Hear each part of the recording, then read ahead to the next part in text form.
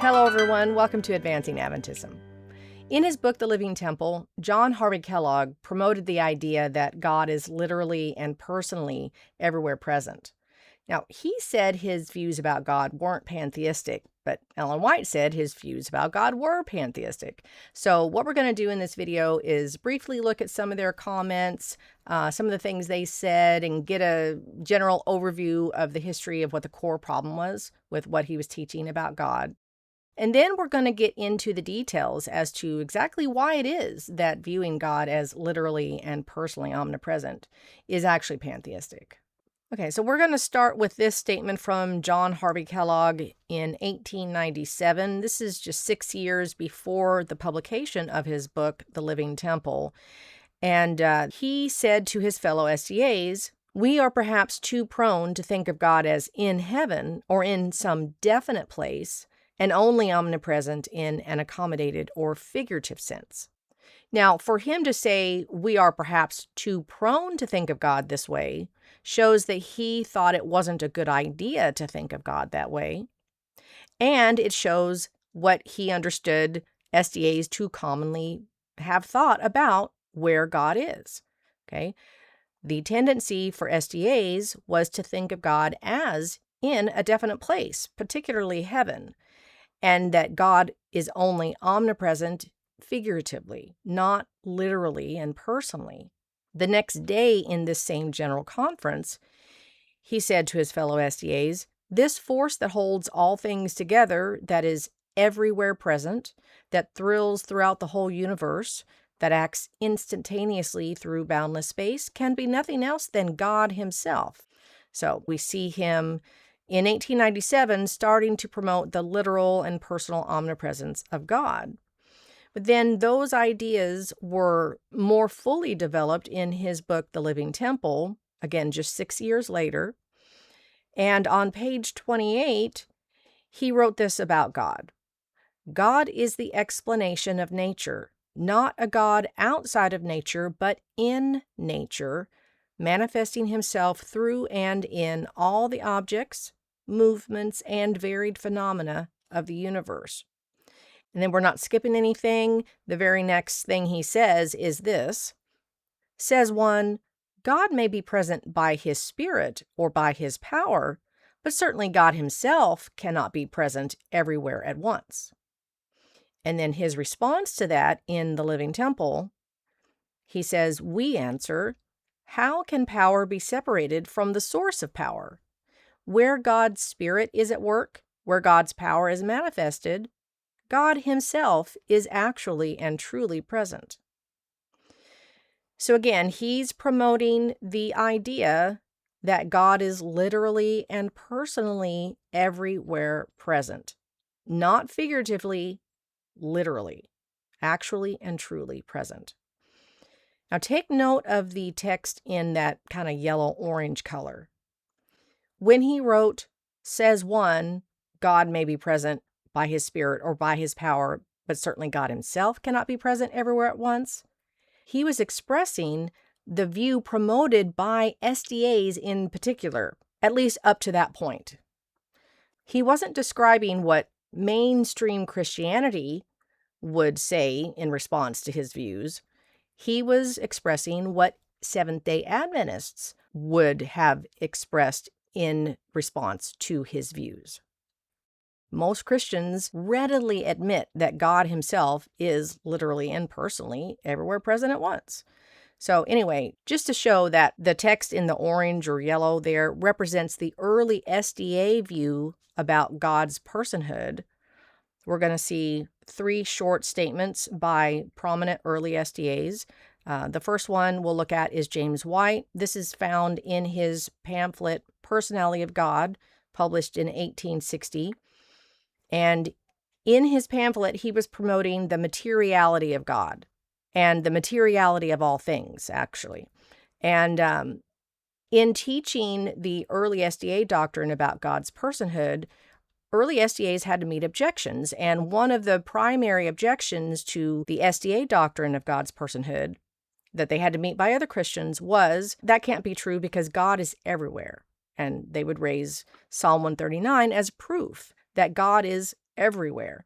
So James White wrote in answer to that objection that God is everywhere by virtue of his omniscience, number one, and number two, God is everywhere by virtue of his spirit, which is his representative and is manifested wherever he pleases, as will be seen by the very words the objector claims referred to above. Okay, so when Kellogg says one, God may be present by his spirit or by his power, but certainly God himself cannot be present everywhere at once, we see that matches with what James White taught about where God is. He didn't promote the idea that God is literally and personally everywhere present. James White taught that God is everywhere by virtue of his knowledge, knowing everything that was happening in his dominion, and by virtue of a representative. And notice he didn't say God's spirit is literally omnipresent either. He said God's spirit is manifested wherever God pleases. Now, that's a very different idea from literal omnipresence. And notice also that James doesn't say that God's spirit is a part of God that extends beyond God's body. He says it's God's representative. Now, as I already mentioned, James promoted the materiality of all things in this pamphlet, and that included the strict materiality of God. Okay, now I'll just point you to another video we have on our channel where you can learn more about that. Now, moving on to A.C. Bourdeau, here's what he said about God's omnipresence. The Bible certainly represents God as located in heaven. God is represented to be everywhere, number one, by virtue of his omniscience, and number two, by virtue of his spirit, which is his representative and is manifested wherever he pleases, Psalm 139, 1-10. But personally, God is in heaven. So here again, we see A.C. Bourdeau, an early SDA pioneer who understood the truth about the personality of God, teaching what Kellogg said someone might say in opposition to his view about where God is. Now, just for context, A.C. Bourdeau, along with George Amidon, those two men were the men who in 1907 were sent to talk to Kellogg shortly before Kellogg was, finally disfellowshipped that year. So that's just another bit of evidence to show that A.C. Bourdeau was someone who was viewed by the church at large as understanding the truth about God's personhood and where his presence is. Now, we have a video that covers more of his teachings on that point. Here's where you can find that on our channel. Now, Ellen White, here's what she had to say about where God is. She wrote, "The Bible shows us God in his high and holy place, surrounded by 10,000 times 10,000 and thousands of holy beings, all waiting to do his will. Through these messengers, he is in active communication with every part of his dominion. By his spirit, he is everywhere present." So yet again, we see from Ellen White the view being promoted that Kellogg had in his orange font here. That quote is again, that's what early SDAs had been teaching for about 50 years prior to him introducing the idea that, God's literally omnipresent at that 1897 General Conference. But of course, it culminated here in the Living Temple.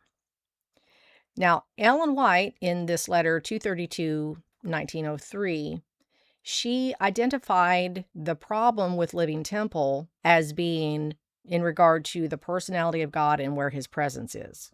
Okay, she wrote, "The Living Temple introduces that which is not but speculation in regard to the personality of God and where his presence is."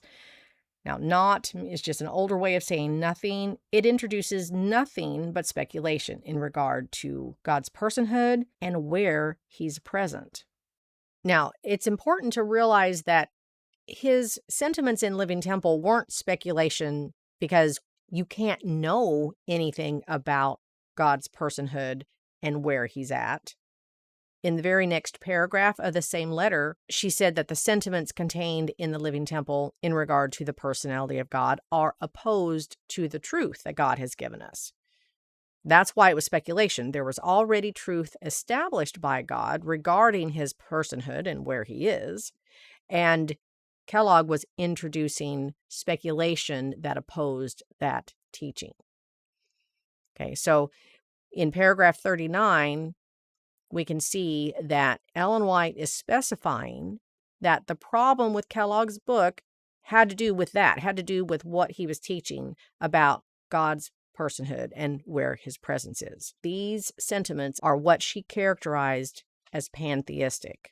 We can see that expressed in letter 253A, where she says, "Now the publication of Living Temple has brought about a crisis.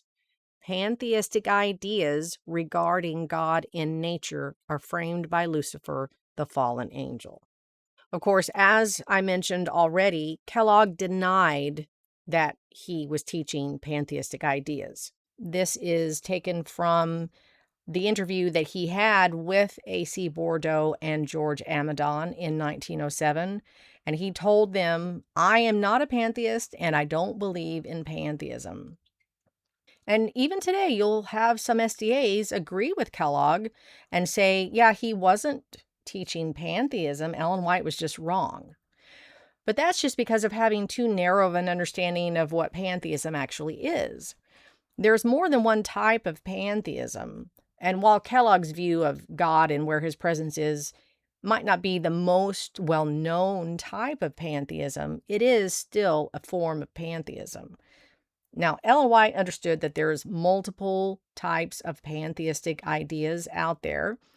Here she refers to pantheistic ideas in the plural and says these ideas, et cetera, right? And here again in Testimonies for the Church, Volume 8, she refers to pantheistic theories, plural. Pantheistic theories are not sustained by the Word of God. They gratify the natural heart and give license to inclination. Separation from God is the result of accepting them. So yeah, there's more than one pantheistic view, and we're going to just get an overview of what those views are. These are found on Britannica.com, and we're not going to get into a lot of the details about what these views say about God, but the point here is that there are multiple pantheistic ideas about God. We've got the most commonly known about view that's listed at the top there, absolutistic monistic pantheism.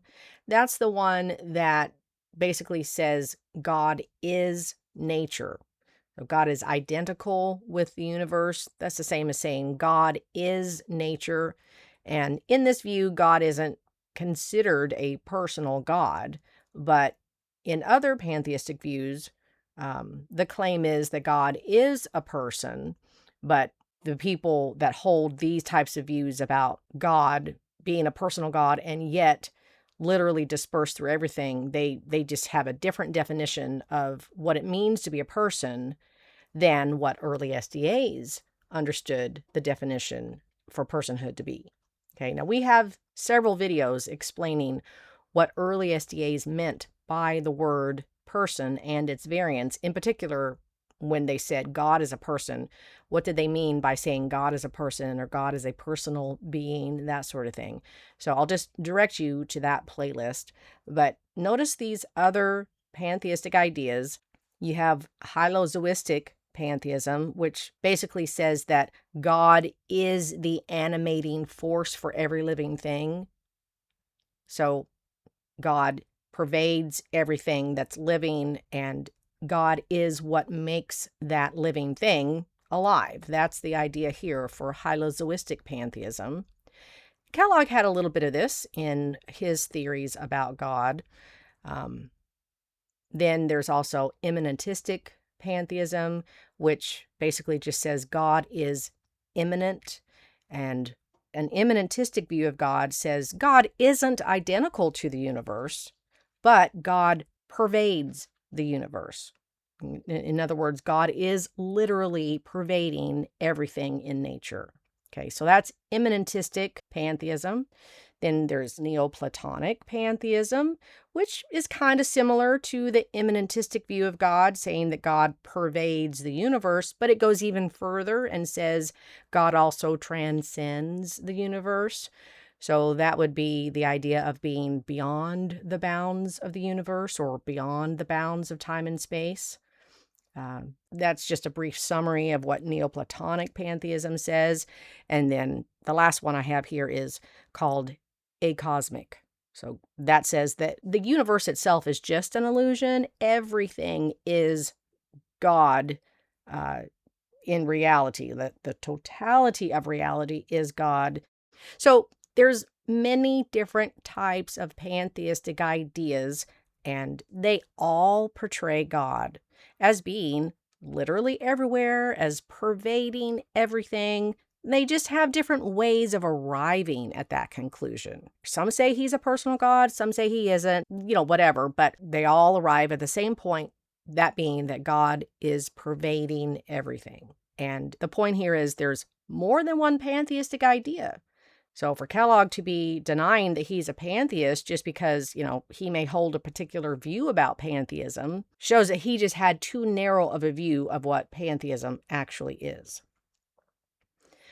Now, with that history in mind and, the realization that there are multiple pantheistic ideas in existence, what we're going to do next is we are going to see exactly why it is that viewing God as literally and personally everywhere present is pantheistic.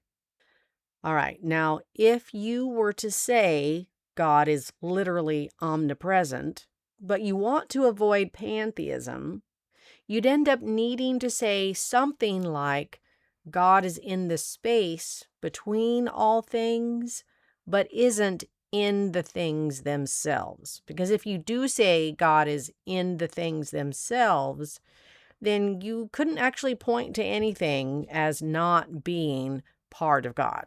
Okay?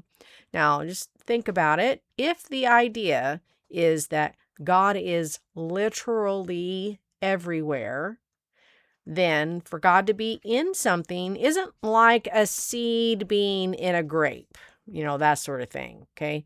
A seed is in a grape, but it isn't everywhere in the grape. For God to be literally everywhere and in everything would mean he's in every component part of everything. He'd be where the seed is and where the pulp of the grape is and in the skin of the grape, etc. Okay? Every bit of that grape would be part of God, and every bit of everything else would be part of God, if God is literally everywhere present.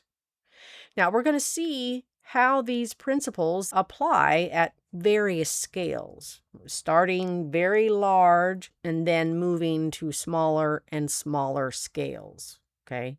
And at each stage, we'll see that saying God is in the space between things but not in the things themselves requires admitting that God isn't literally everywhere. Now, on the flip side, if one says God is literally everywhere, the result is a God who pervades everything in the universe, which, as we've just seen, is a type of pantheism. So, as I said, we'll start with considering things at a very large scale. So, we're starting at the scale where we can see many galaxies. Now, to say God is literally everywhere while trying to avoid pantheism, as I mentioned already, just as a reminder, one might say something like, God fills all the space between things, but God isn't in the things themselves, okay? And at this scale where we see all these galaxies, the things in question would be the galaxies, okay? So God would be between the galaxies, but not in the galaxies, thus admitting God isn't literally everywhere. But if one wants to say God is literally everywhere, one would have to say God is in the galaxies too.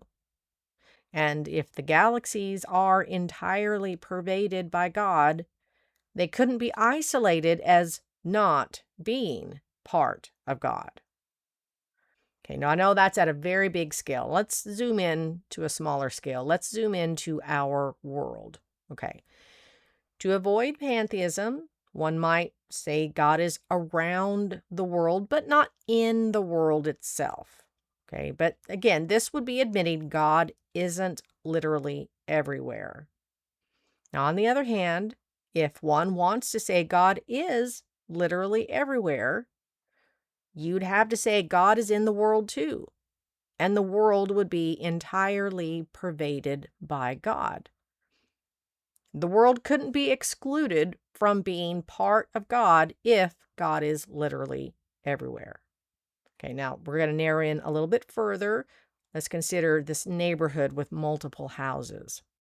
To avoid pantheism, you might say God is around the houses in the neighborhood, but not the houses themselves, not in the material that makes up the houses themselves. Okay. But again, this would be admitting that God isn't literally everywhere.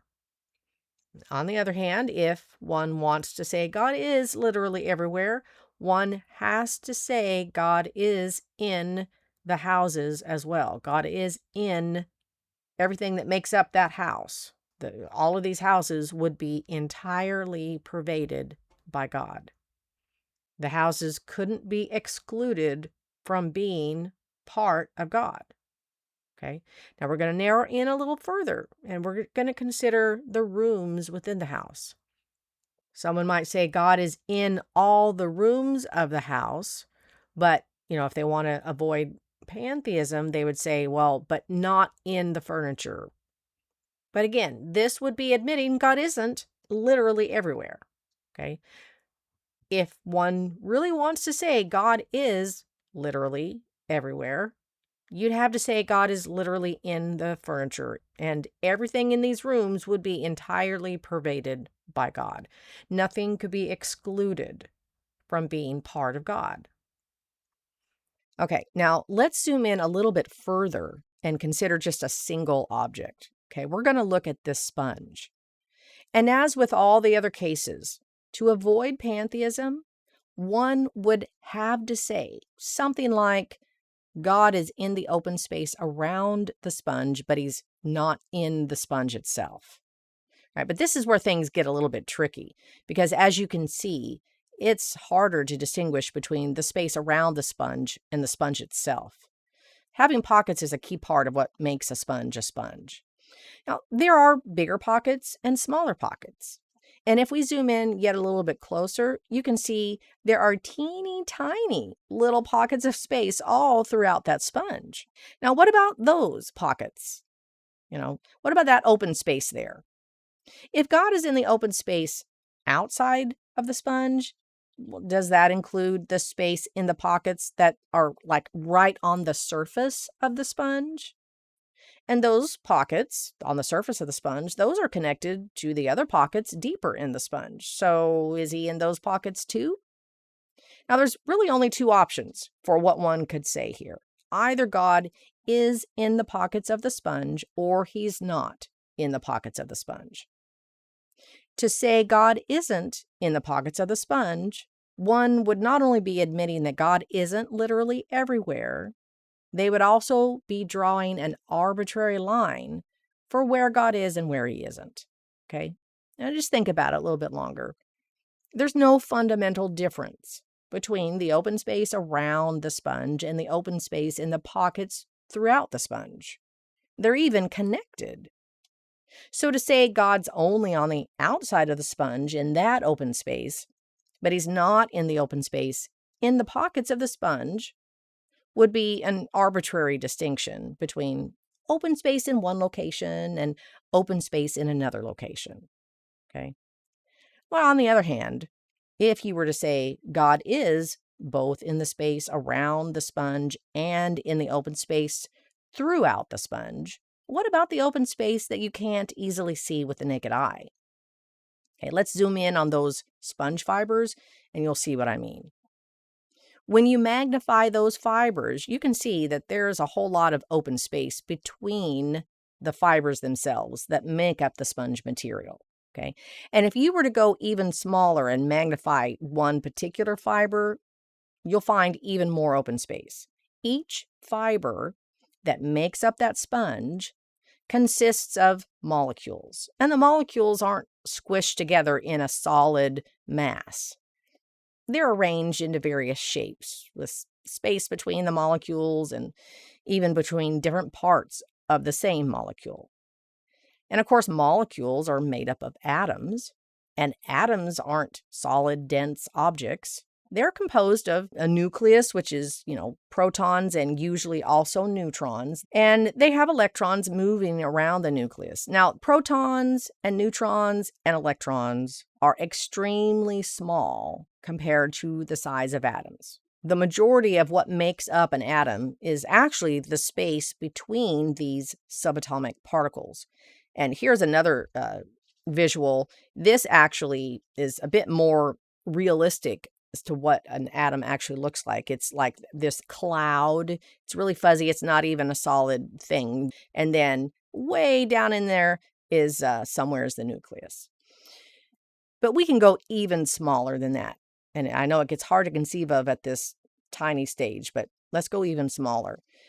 Protons and neutrons are made up of yet smaller bits called quarks.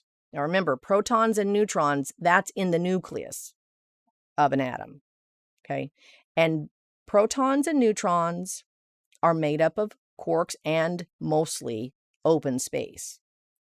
Now, if you want to see just how much difference in size there is, how much open space there is between all these subatomic particles, I'm going to put a link in the description for you. Here it is on the screen now, but I'll put it in the description, and you can go there and check it out. You can zoom from a scale even smaller than a quark. You can zoom from that scale all the way out to the scale of the observable universe, and it'll give you a better idea as to the vast disparity of size between these subatomic particles.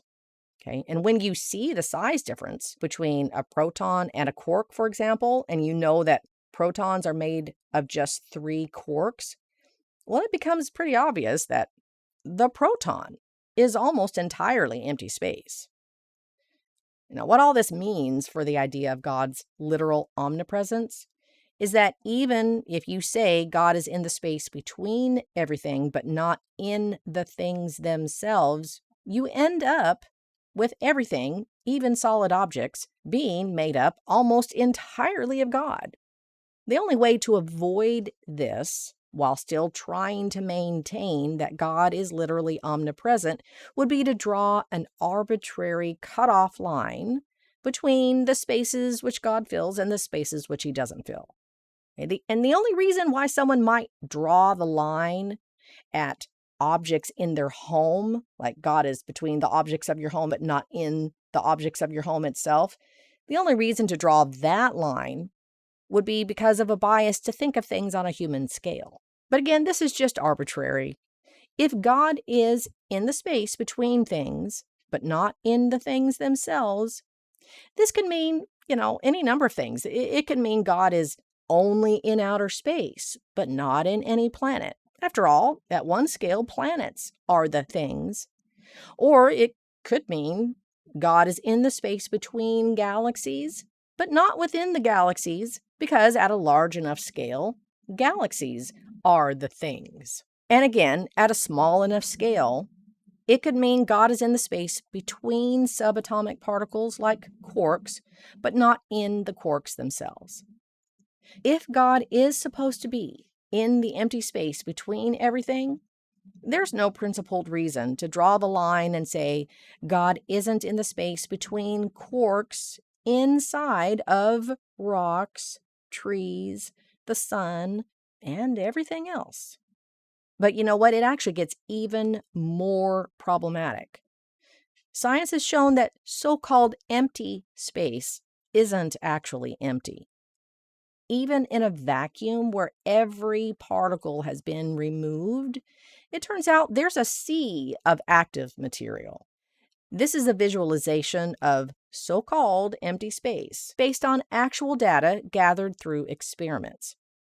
Now, it's worth knowing that the places in that visualization that look blank every now and then, they're not actually blank. They were also filled with stuff, but in order for people to be able to see the activity going on, the people who made this visualization, they had to leave certain parts out of the visualization so that it would be more obvious what's happening. But the whole thing was filled with activity going on, filled with stuff.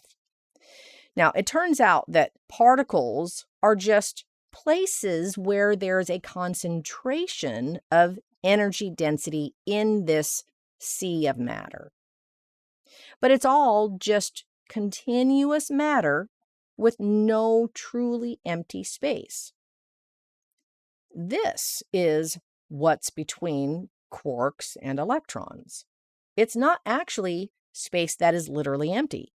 It's an ocean of continuous matter in motion. Now, this experiment with the vacuum, that's pretty recent, but it's actually been known for many decades that what we typically think of as empty space isn't nothingness. It's actually material. Now, we can know this because it can be bent and warped. The fact that space can be bent or warped proves that it's fundamentally material. If you can bend or warp something, then there's something there to bend or warp. Okay? The bottom line is that no matter what scale we're talking about, from the largest to the smallest, so-called empty space isn't actually empty. It's material. Now, in light of this, if you want to say God is literally everywhere, it doesn't work to say he's in empty space between things, but not in the things themselves. The reason is that it just turns out there's no empty space between things. It's all continuous matter. So to say God is literally everywhere, you'd have to say God is literally in everything. And if God is literally in everything, that would mean he's completely diffused through and in all of nature, and nothing could be regarded as not being a part of God. Everything would be part of God. So that is why viewing God as literally and personally omnipresent is pantheistic. Now, as we covered earlier, early SDAs, including Ellen White, held a very different view of God from that. They didn't regard him as literally and personally omnipresent. They didn't regard him as pervading nature. They regarded God as a real material person, as a being who is an actual body occupying one particular location at any given point in time. Remember, they viewed him as being omnipresent only in a figurative or accommodated sense, okay, by means of sending representatives throughout his dominion to carry out his will and to keep up a continual communication between heaven and earth.